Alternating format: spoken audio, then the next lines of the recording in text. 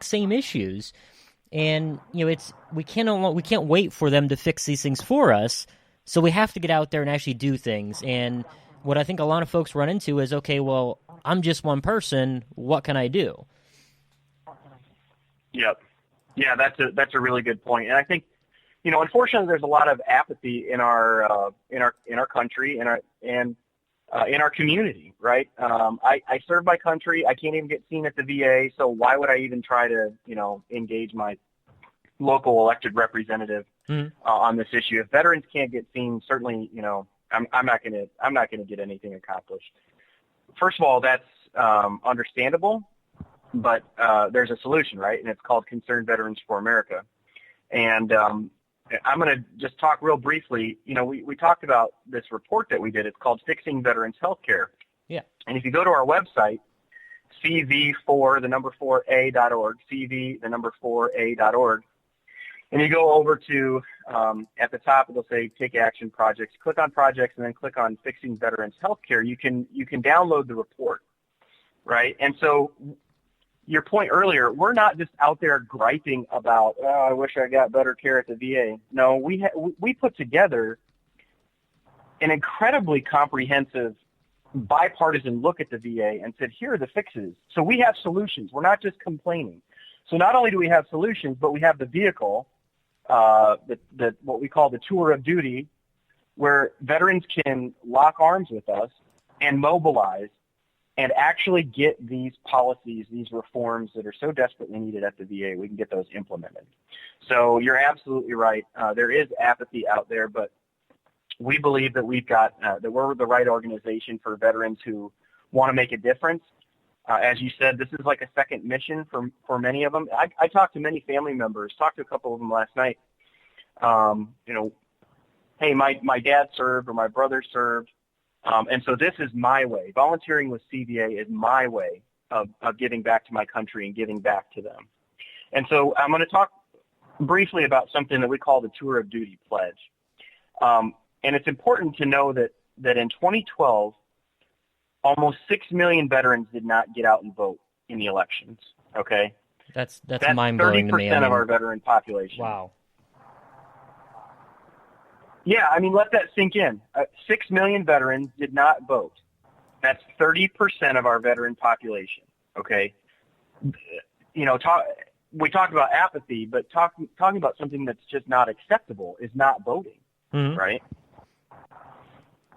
So the mission of what we're calling the Tour of Duty is this. We want to activate 300,000 veterans and patriots to vote on Election Day. That's number one. Number two, we want to pass meaningful reforms for veterans. That's like, the VA Accountability Act of 2016 that's in the Senate right now. And number three, we want to hold hypocritical politicians accountable. We will never a couple things we will never do. We will never ask any of our volunteers for money, and we will never ask them to solicit money from anyone else. The other thing we will not do is tell somebody how to vote. We're not going to tell you how to vote, but we care that you do get out and vote and make your voice heard as a veteran or as a veteran family member, right? So that's the mission of what we're calling the Tour of Duty. And there's a pledge that comes along with it.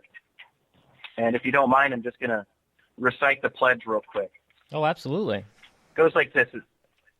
Yeah, thank you. So it goes like this. It says, I pledge to do my part with my time and talents available to fight to save America through this historic Tour of Duty effort. And the reason that we're asking veterans and military family members and other patriotic Americans to do this is because we need to know who's with us. Because we're organizing this just like a combat mission. You're well aware of this. You don't go into any operation, or you try not to go into any operation without a 5-paragraph op order, right? And so one of the first things we look at is troops to task. So how many veterans and their family members do we have at our disposal so that we can make our mission of activating 300,000 veterans to vote on Election Day possible? So the pledge lets us know that you are with us. And in fact, if there's anybody listening who says, I want to take the pledge, and Johnny, if you're interested, you can do it too, man. All you're going to do is text the word pledge to 52886. Again, that's pledge to 52886, and then there'll be a series of prompts you can go through and register, and then we'll be in touch with you. But what you're pledging is you're going to give us your time. We can't, as I said earlier, we're not going to ask you for any money. We'll never do that. We need something that is way more valuable, and frankly, something that is going to help us overcome the apathy issue. We need the time of our veterans and their family members, whether it's, 8 hours a week. I know most people can't do that. 4 hours a week. Maybe some people can do that. 1 hour a week. If that's what you can give, then great. We've got some incredible technology. This is not clipboards and pencils anymore. We've got an app that you log into, and it dials for you. It presents the questions for you. It tells you who you're connected to. You just tap on the phone. You sit in the comfort of your living room, and make some calls to other veterans. And that's the other advantage of our organization, is that when it comes time to get out the vote in November of this year, our volunteers know without a shadow of a doubt that they're going to be calling into a veteran's household or knocking on a veteran household door. And so it's going to go something like this. Hi, my name is Gabe. I'm a combat veteran of Afghanistan. I'm also a volunteer with Concerned Veterans for America. And just wanted to call and touch base with you today. I know that there's a veteran in your household. Wanted to make sure that you guys are going to get out and vote today. And that conversation right there is a whole lot easier than, hi, my name's Gabe, and I'm a volunteer with such and such an organization, and click, the phone goes dead, right? So, very few people are going to hang up on a veteran, especially when they're calling into another veteran's home. And that's right. Really what this comes down to, is that we are veterans, we are military family members who are calling on other veterans and family members and patriotic Americans who care about the things we care about, to do their part to honor the sacrifice of those who've gone before us and fallen, and get out and vote. So, well, you're. What do you think? I'm just sorry, I was just quiet for a minute here. I'm just soaking it all in, and actually, I want to tell the listeners, I actually just did the pledge here on my phone as you walked us through it, and so I got myself signed up. But I want to highly encourage anybody else to do that. And if you can just walk us through that text message thing one more time so everybody can catch it, because I think some listeners really want to do that. Absolutely. Yeah, that'd be great. So again, what we're asking for with this pledge is any amount of time that you're able to give us. And what we're going to ask you to do is talk to other veterans and family members and make sure that they get out and vote in 2016. So what I'm going to ask your listeners to do is simply text the word pledge, PLEDGE, to 52886. Again, that's text the word pledge to 52886. And then you'll get, a series of prompts. But I want to let your listeners know kind of where we're at. We're closing in on 2 battalions worth of Americans who pledged to give us their time, talent, and treasure to make a difference in this season. So, we're driving real change. We've proven that in the past with the VA Accountability Act of 2014. We've got great things coming up on the horizon for 2016 and beyond, and this is a great opportunity for anyone who cares about these issues, reforming the VA, making sure our veterans get out to vote, to partner with us. And so that's all there is to it. Pledge to 52886. Yeah, I mean, like I said, I actually just did it while we were talking. It was that easy, and my listeners know I'm not a good multitasker when I'm on the air. So it's really that easy. And I mean, this is fantastic. In engaging with our community, and I love the fact that you're including everybody, because that's something we do around here. Is we have the warfighter, those of us who have actually worn the uniform, but then we also have those millions and millions of those red-blooded American patriots out there who love us and support us, and it takes every single one of us to do the things that we need to do, and you guys are really embodying that, and I really appreciate that. You said that you're in 16 states now. What states are those, and do people have to be involved in those states, or what do they got to do if you don't have something going in their specific state? Yeah, that's a great question. So first of all, 16 states, but to answer your question, no, they do not have to be in any of those states necessarily to get involved because, for example, we don't have a chapter in Nebraska, right? But we do in Iowa. And so if somebody in Nebraska wants to get involved with us in Iowa, we're going to make that work. We'll hold an event on the western side of the state. And if they want to do calls from home, calling into other veteran households to make sure they get out to vote, then we're gonna help them do that. So that's really what it comes down to. You don't have to be in one of our chapter states to make it happen. But I did want to highlight something real quick here. Sure. Going back to the tour of duty. So we've got 4 states that we are calling the decisive terrain. Okay.